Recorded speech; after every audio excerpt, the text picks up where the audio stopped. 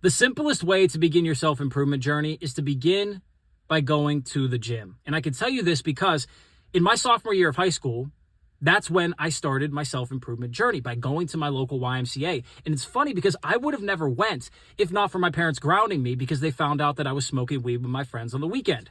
They found out that I was smoking weed and drinking beer, drinking liquor, partying. And so they stuck me inside. They said, you can't hang out with your friends anymore. I said, fair enough. I took my sentencing like a man.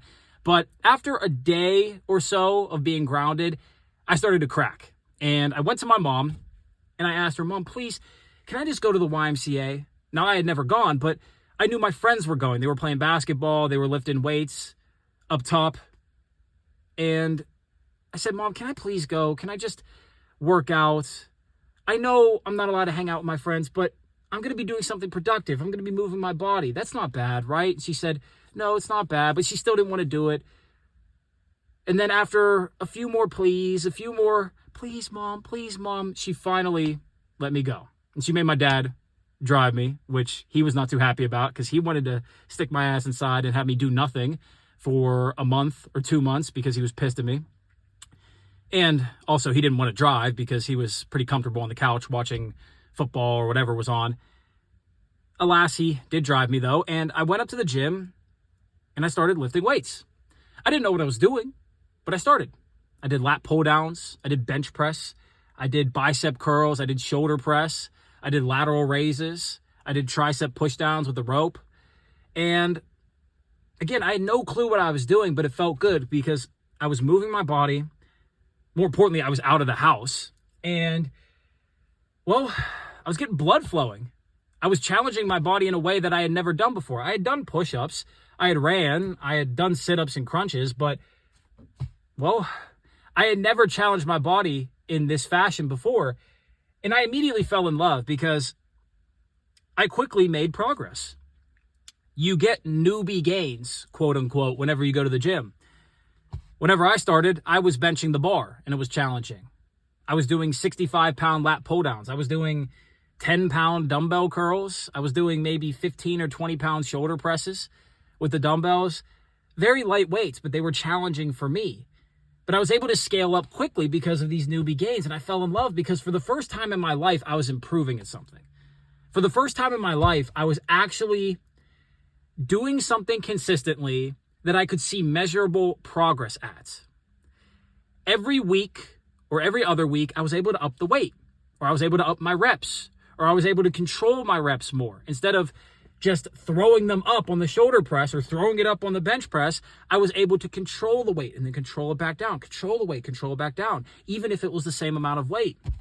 And I fell in love with this. And I can tell you 11 years later, I was 15 at the time, now I'm 26, I still go to the gym. I go to the gym every day, and I do it because I know that I'm going to see progress if I just keep showing up. And this is what going to the gym trains you to believe. It trains you to believe that as long as you keep showing up, you will inevitably see progress. And once you do that long enough in the gym, your brain will begin to internalize this belief.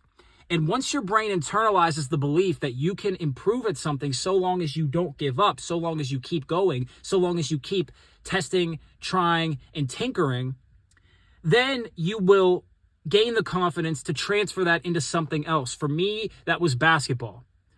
I actually started to train basketball. I wasn't just playing pickup with my friends. I started actually working out. I started actually doing drills, started actually working on moves, started actually testing myself instead of just messing around with my friends. Because I figured I was upping the weight in the gym, why not get better at the game I love to play? And then that translated into music. At the end of my junior year, I started writing songs. And I wasn't good in the beginning. They were very bad. The ideas were great, but the execution was very, very sloppy, very, very poor. The delivery was terrible. The metaphors were very weak. But I knew that if I kept going, I would get better.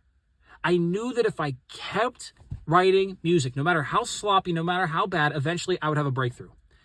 And then I would maintain that level. And then I would have another breakthrough. And then I'd maintain that level. I'd plateau. And then I'd have another breakthrough. And I knew that would occur.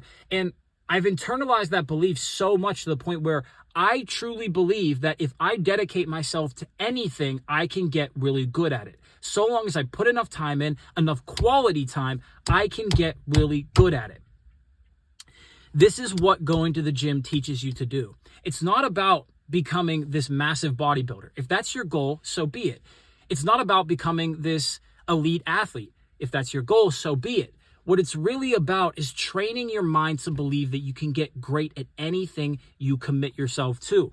Because in this 21st century, where the world is shifting underneath our feet, where geopolitical tensions are rising, where political ideologies and religious ideologies, spiritual ideologies are moving all the time, where people are shifting camps, where business is being overthrown, where financial markets are being overthrown. Cities, towns, and communities are losing their grip on people because of the mobility that the 21st century and the modern world has provided.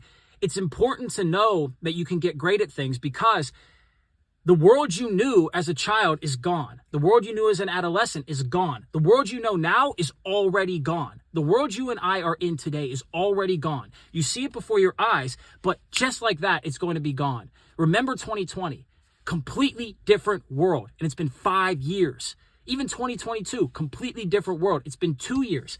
In 2027, you will look around and you will think, what the happened? You will not be able to recognize anything.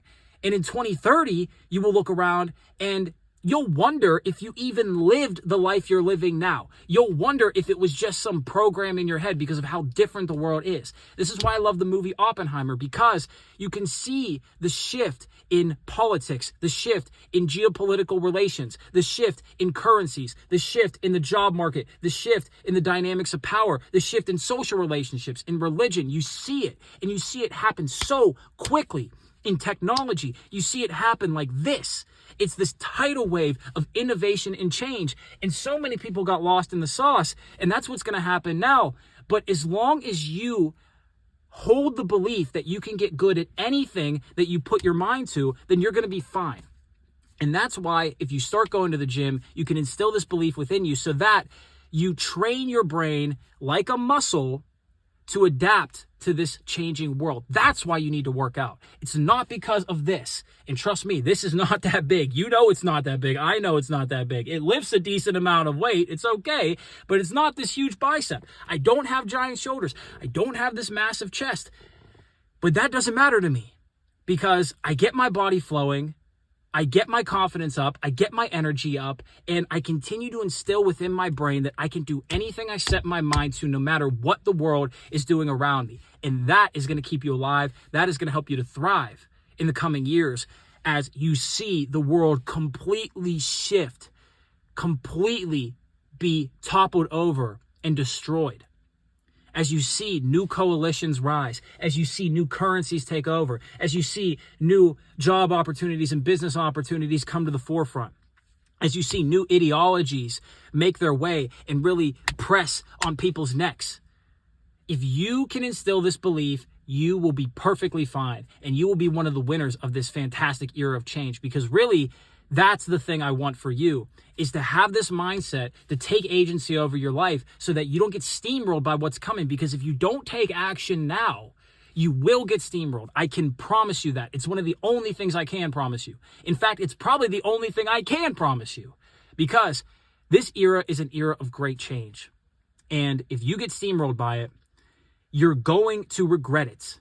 You're going to regret it because you're going to see all these people who took action when times were tough, when turmoil was all around them. They walked through the fire. They were like Teflon, and they didn't care, and they kept moving.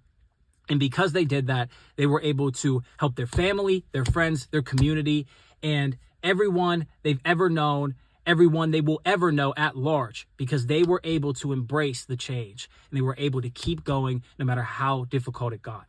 So go to the fucking gym, lift some weights, run on the treadmill, hit the bike, play basketball, do pickleball, whatever you want to do. Start working out, start seeing progress, and then transfer that into the next skill. Transfer that into the next craft. Keep moving, keep pushing. Be like Napoleon. Conquer, conquer, conquer. It's not about conquering territory. It's about conquering the unknown wilderness in your own mind. And that's what you do by attacking craft after craft. skill set after skill set, topic after topic. That's what you can do to win. So if you gain value to this, subscribe to the page. If you have any questions or comments, drop them down below, and I will see you in the next video. Much love, peace. This is New Da Vinci. I'm about to eat because I got to get to fucking work, baby. Hoo!